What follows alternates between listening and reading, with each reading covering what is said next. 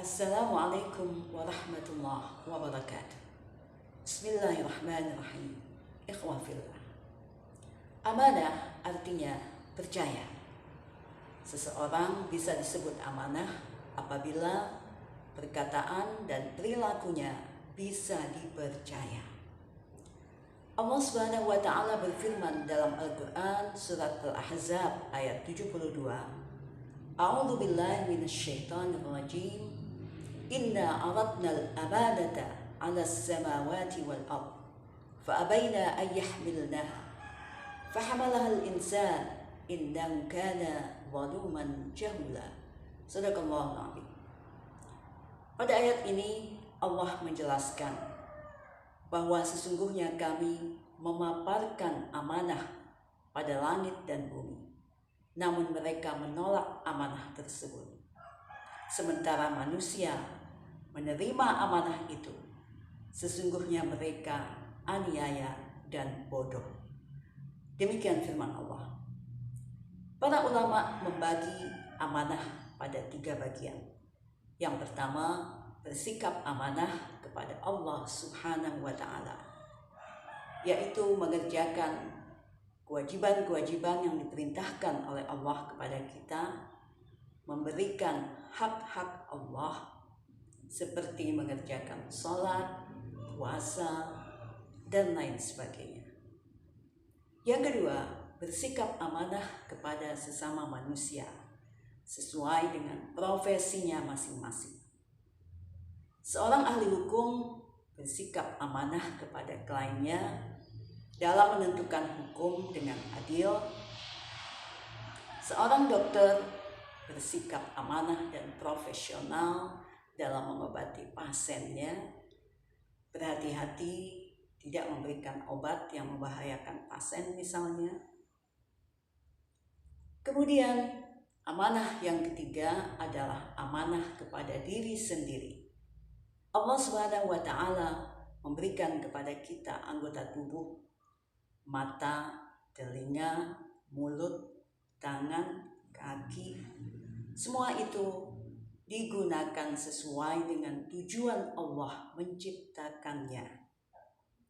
Telinga tidak digunakan untuk mendengar gosip-gosip yang tidak perlu, gosip-gosip yang membawa pada dosa, akan tetapi digunakan untuk mendengar ayat-ayat Al-Quran, zikir. Mata digunakan untuk melihat hal-hal yang baik, bukan untuk melihat maksiat. Mulut digunakan untuk banyak berzikir dan kata-kata thayyibah, kata-kata yang baik. Tangan digunakan untuk beramal saleh, bukan untuk korupsi, memalsu tanda tangan.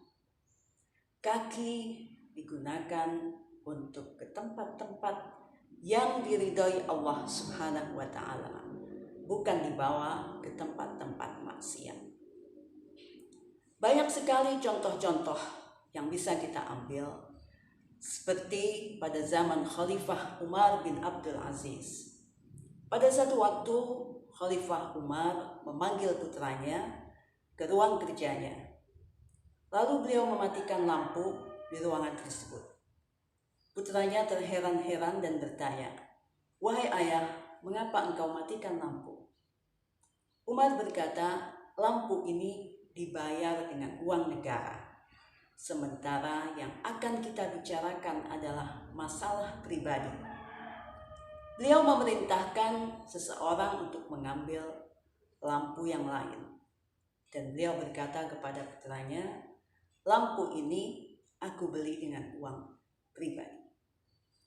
Subhanallah, Khalifah Umar ini bisa membedakan hal-hal yang bersifat pribadi dan urusan negara. Ada contoh lain, yaitu yang terjadi pada zaman Khalifah Umar ibn al-Khattab. Pada satu waktu ketika beliau mendatangi seorang penggembala kambing, beliau bertanya, "Bolehkah aku membeli satu saja kambing tersebut?" Penggembala itu menjawab, "Memang tidak ada yang tahu, Tuan. Bosku tidak tahu.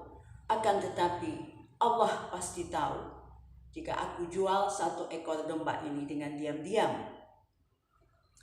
Kemudian sangat kagum Khalifah Umar bin Khattab, lalu beliau mendatangi bos penggembala kambing tadi, lalu penggembala itu dibebaskan, ditebus oleh Khalifah Umar bin Khattab karena kejujuran dan sifat amanahnya.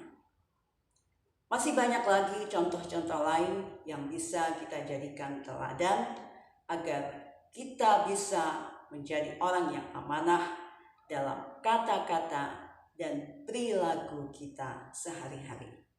Wassalamualaikum warahmatullahi wabarakatuh.